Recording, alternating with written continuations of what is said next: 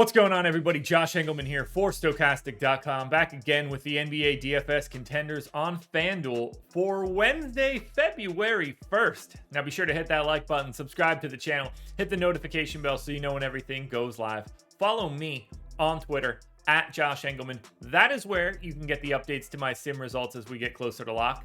And that's where I want you guys to ask me any questions. Find the link to this video on my Twitter feed.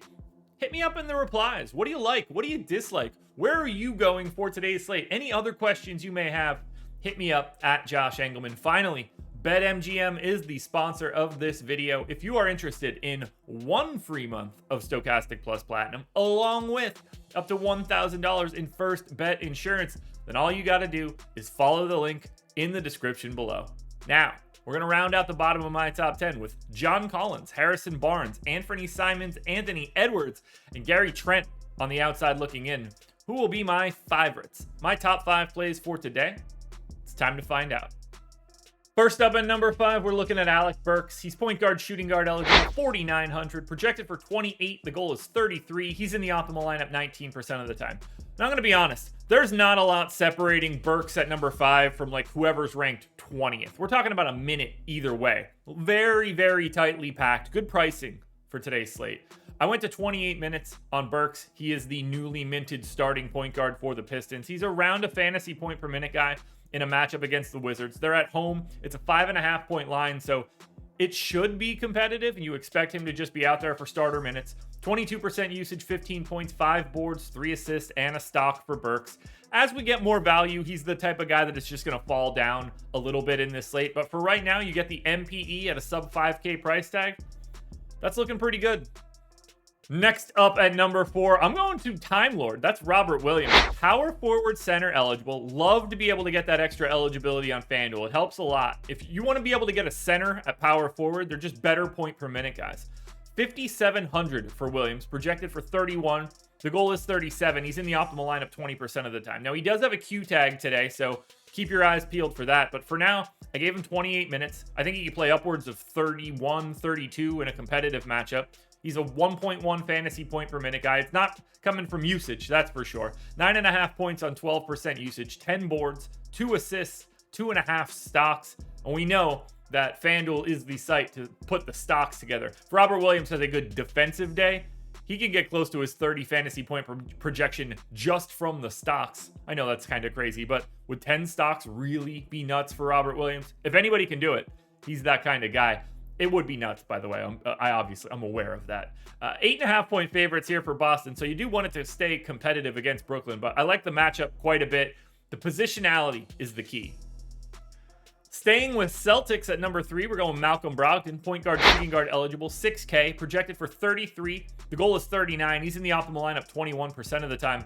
Brogdon's been playing well over 30 minutes a game in the last 4 that he has played, including a big gap in between those 2 sets of games. He's a 1.1 fantasy point per minute guy against Brooklyn. I gave him 30 minutes. I think there's upside in that number. We still have no Marcus Smart. 18 points on 25% usage, 5 boards, 5 assists, and a stock. He's just not priced for the minutes that he's getting. The 6K price tag looks more like a 40 or a 26 minute a game Brogdon. If he's playing 30, there's a lot of value here. In at number 2, I'm looking at Trey Jones. He's point guard eligible, just 5,800. Price is coming down a little bit, projected for 31. The goal is 38. He's in the optimal lineup 24% of the time. This is just a fantastic matchup for Jones. He plays about 29 minutes a game, starting point guard for the Spurs. He's over a fantasy point per minute guy in this spot, though, because 1, it's a pace-up matchup against Sacramento. 2, Sacramento's defense isn't very good. A 7.5 point line for the Spurs is oddly competitive for them. So if this stays close, maybe you can get to 30 or 31 minutes in the most optimal scenario. But for right now, we just don't have enough value out there. And taking advantage of guys in this range, in good spots, like a matchup against Sacramento, that's what I got to do. 14 points, 6 assists, 4 boards, and a stock and a half for Jones. Almost enough to get to the number 1 spot.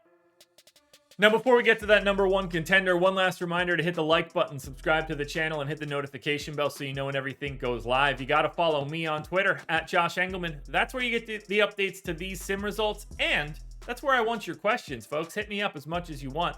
Finally, BetMGM. 1 month of Stokastic Plus Platinum, up to $1,000 in first bet insurance, and all you got to do is follow the link in the description.